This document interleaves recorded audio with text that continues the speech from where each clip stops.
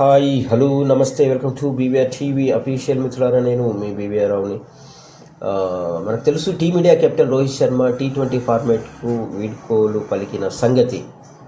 So త్వరలోనే one day test format నుంచి కూడా ఆయన తప్పుకుంటారనే ప్రచారం చాలా జోరుగా సాగుతోంది.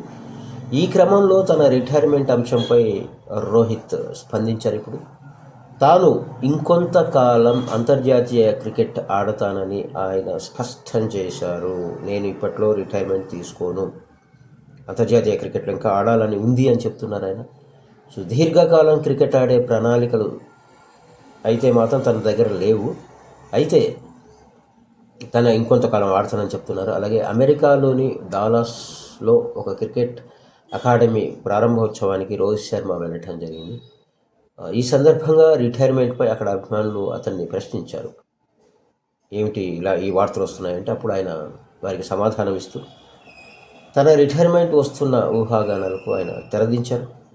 ఈ నెలలో టీమిండియా శ్రీలంక టూర్కు వెళ్ళనుంది. అయితే ఈ సిరీస్ నుంచి రోహిత్, విరాట్ కోహ్లీలకు విశ్రాంతి ఇచ్చే అవకాశం ఉంది అనే వార్తలు కూడా వస్తున్నాయి. ఆ తర్వాత బంగ్లాదేశ్, న్యూజిలాండ్, ఆస్ట్రేలియాలతో టీమిండియా వరుసగా 3 సిరీస్లను ఆడనుంది. శ్రీలంక టూర్ నుంచి కొత్త హెడ్ కోచ్ గౌతమ్ గంభీర్ బాధ్యతలు స్వీకరించనున్నారు. సో ఇప్పట్లో రోహిత్ శర్మ వన్డే ఫార్మాట్కి అలాగే టెస్ట్ ఫార్మాట్కి రిటైర్మెంట్ ప్రకటించే అవకాశం లేదు.